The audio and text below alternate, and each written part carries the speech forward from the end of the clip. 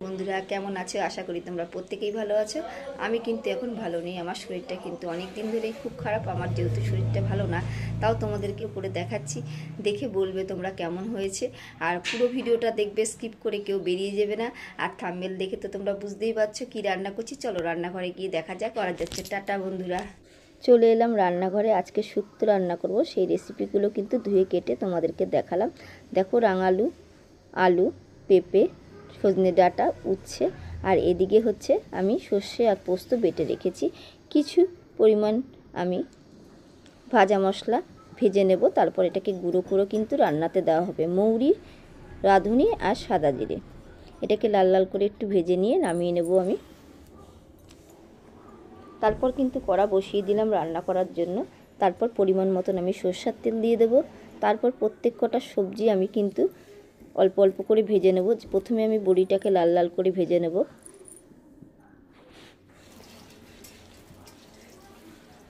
বড়িটা আমার ভাজা হয়ে গেছে। তারপর কিন্তু সেই কড়ার তেলেই আমি কিন্তু বেগুনগুলো লবণ হলুদ মিশিয়ে তারপর একটু লাল লাল করে ভেজে নেব। তোমাদের প্রত্যেক কটা জিনিস ভেজে আমি কিন্তু কোনো পাত্রে তুলে রেখেছি, সেটা দেখালাম না, তোমরা একটু বুঝে নিও বন্ধুরা। তো বেগুনগুলো দেখো লাল লাল করে ভাজা হয়ে গেছে। এরপর কিন্তু বেগুনগুলো আমি তুলে নেব। তারপরে কিন্তু এবার আমি কাঁচকলাগুলোকে লাল লাল করে ভেজে নেব। লবণ হলুদ দেব অল্প পরিমাণ, দিয়ে আমি লাল লাল করে ভেজে নেব। তো তোমরা ভাজার সময় দেখে নাও আমি কীগুলো দিয়েছি আর কি কি সবজিগুলো দিয়েছি রেসিপি করার জন্য।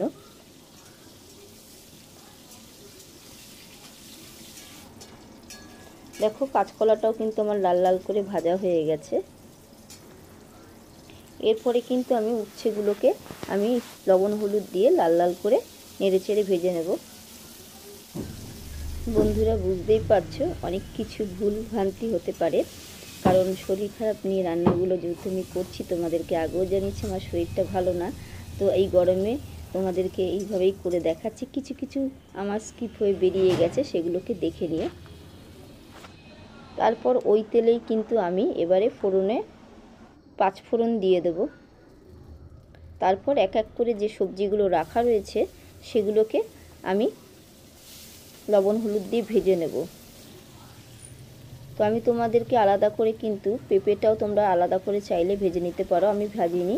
আমি একসাথে এগুলো দিয়ে এখন নেড়ে চেড়ে ভেজে নেব। নেড়ে চেড়ে একটা কিছুক্ষণের জন্য কিন্তু আমি একটা ঢাকনি দিয়ে ঢেকে নেব। আর ঢেকে ঢেকেই কিন্তু আমি ভাজাটা করব।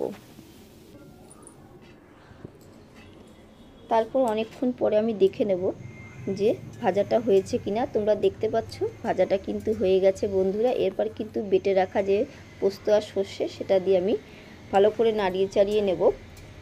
তারপরে রাখা সবজিগুলো কিন্তু আমি তোমাদের একটা একটা করে এর মধ্যে দিয়ে দেবো। তোমাদের সেটা দেখাইনি, তোমরা একটু বুঝে নিও, কারণ এটা স্কিপ করে কেটে গেছে, তাই আমি তোমাদেরকে দেখাতে পারলাম না।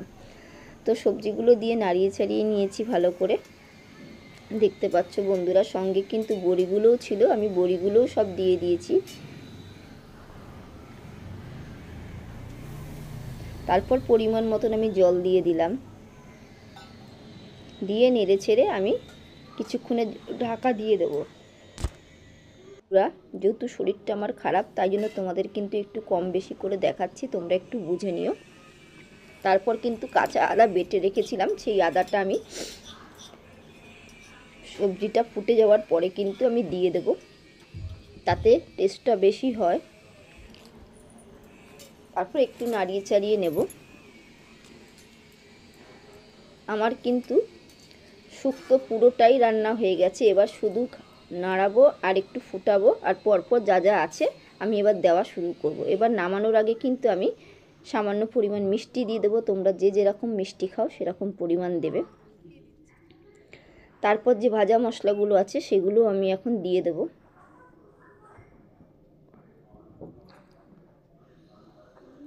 তো বন্ধুরা, ভুল ত্রুটি কিছু যদি হয়ে থাকে তাহলে কিন্তু তোমরা বুঝে নিয়ে আর ক্ষমা করে দিও ছোট্ট বোনটিকে।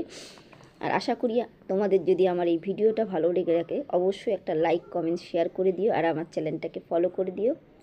তো আজকের জন্য এটুকুই বন্ধুরা, টাটা বাই বাই, সবাই ভালো থেকো।